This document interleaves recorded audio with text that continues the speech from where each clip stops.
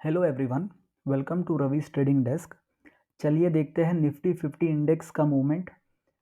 Last 2-3 days में निफ्टी ने क्या मूवमेंट दिया है, उसके बाद हम देखेंगे कुछ ऐसे स्टॉक्स जिन्हें हम अपने वॉच लिस्ट में रख सकते हैं फॉर टुमारो, दैट इज़ 1 नवंबर, जहां पर कुछ पोटेंशियल स्विंग ट्रेड्स हमें मिल सकते हैं based on 200 day exponential moving average 30 minute time frame.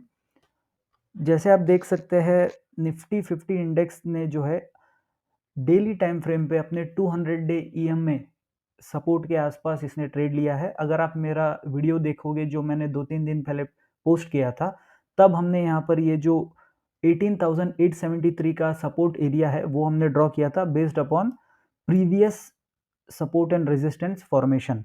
आपको डिटेल समझना है कि हमने ये सपोर्ट लाइन कैसे ड्रॉ किया था, तो आप मेरा पिछला वीडियो चेकआउट कर सकते हैं।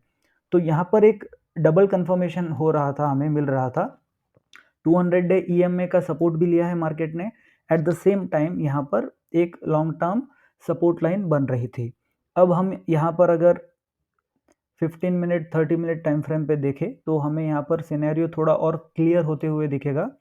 स्टॉक ने जो है कंसोलिडेट किया है, वेट किया है, होल्ड किया है, सपोर्ट लेकर वापस से इसने अप मूव दिया है। अब यहाँ पर जैसे आप देख सकते हो, आज जो गैप अप हुआ था उसके बाद स्टॉक नीचे आया और यहाँ पर इसने सपोर्ट लिया है।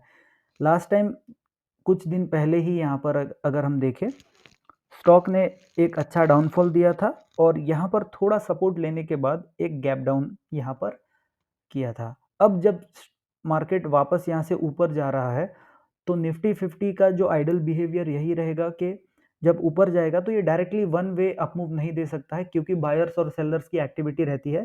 तो एक बार थोड़ा अपमूव देने के बाद वापस वो होल्ड करेगा और उसके बाद डिसाइड करेगा अपवर्ड मोमेंटम देना है या डाउनवर्ड मोमेंटम। कल जो है मार्केट हम यहाँ पर ऑब्जर्व कर सकते हैं। अगर हम 5 मिनट्स टाइम फ्रेम पे यहाँ पर मार्केट देखें तो ये जो एरिया है एक अच्छा सपोर्ट यहाँ पर बन रहा है और अभी भी इस सपोर्ट को रिस्पेक्ट कर रहा है मार्केट। अब अगर मार्केट यहीं कहीं पे खुल के इस पर्टिकुलर एरिया यानी 19,160 के आसपास जाकर ब्रेकआउट देता है तो ये एक अच्छा बाय अपॉर्चुनिटी हो सकता है हमारे लिए। तो ये था एक क्विक ओवरव्यू निफ्टी 50 के बारे में। चलिए अभी हम देख लेते हैं कौन से ऐसे स्टॉक्स हैं जो हम स्विंग ट्रेड के लिए प्लान कर सकते हैं। तो पहला स्टॉक रहेगा आईओसी, इंडियन ऑयल कॉरपोरेशन। अच्छा सा मूवमेंट हमें देखने मिला है। ये स्टॉक आप अपने वॉच लिस्ट में रख सकते हो। ये हालांकि ये ट्रेड कंफर्मेशन 100% यहाँ पर अभी नहीं है फिलहाल। जैसे हम देख सकते हैं यहाँ पे एक अच्छा डाउनफॉल आते हुए पहले स्टॉक ने एक अच्छा अप मूव दिया और यहाँ पर समवेयर हियर यहाँ पे इसने एक टॉप बनाया और उसके बाद अभी एक डाउनफॉल में है। Let us draw trend line.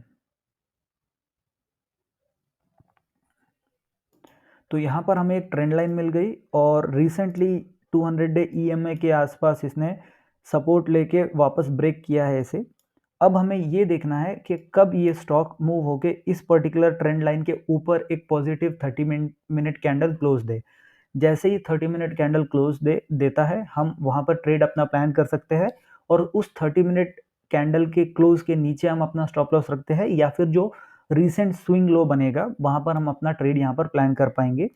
और अगर यहाँ पर हमें इस तरह से ट्रेड मिलता है तो एक अच्छी अपॉर्चुनिटी हमें देखने मिल सकती है। मैं यहाँ पर छोटे टाइम फ्रेम पे बड़े टाइम फ्रेम पे यहाँ पर मैं आपको टारगेट्स किस तरह से हम प्लान कर सकते हैं डिटेल शेयर करता हूँ।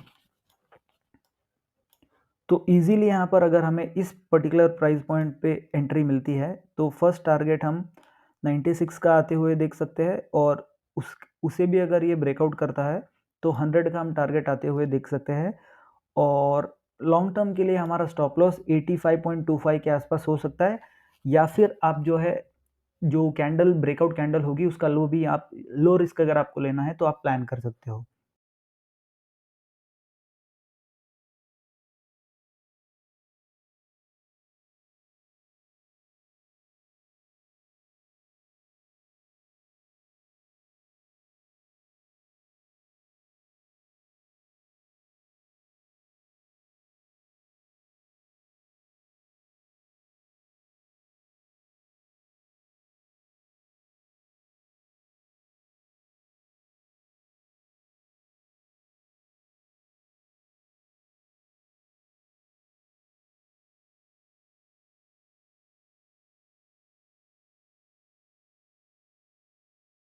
और कल अगर इस पर्टिकुलर प्राइस पॉइंट के ऊपर ही ये निकलता है तो हम एक ट्रेड यहाँ पे प्लान कर सकते हैं। अगेन 1:1 1:2 का हम रिस्क रिवॉर्ड प्लान कर सकते हैं।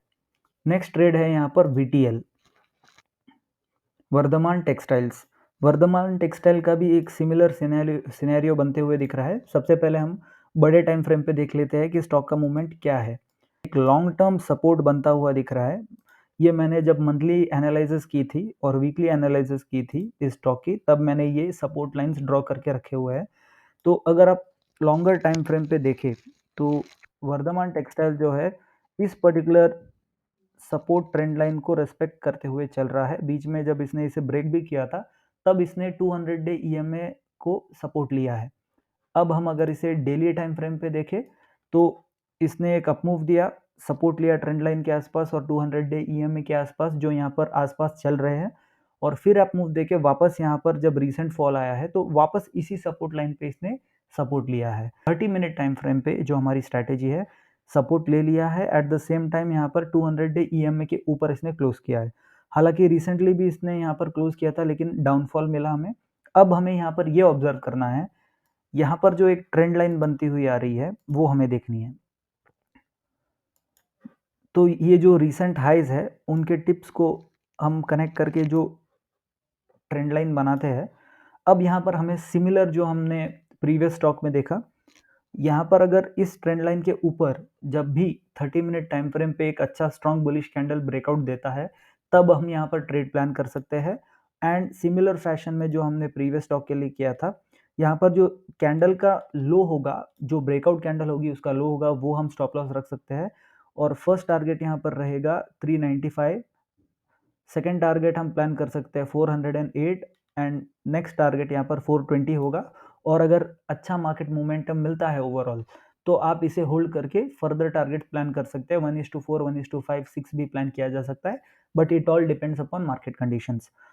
आपको ये मेरी एनालिसिस अगर अच्छी लगी और आपको लगता है कि इस तरह की एनालिसिस आप भी सीखना चाहेंगे तो आप मेरे वीडियोस चेकआउट कर सकते हैं जो मैंने 200 डे EMA स्ट्रैटेजी पे पोस्ट किए हैं। और आने वाले दिनों में मैं basic technical analysis, fundamental analysis से रिलेटेड वीडियोस भी पोस्ट करूंगा।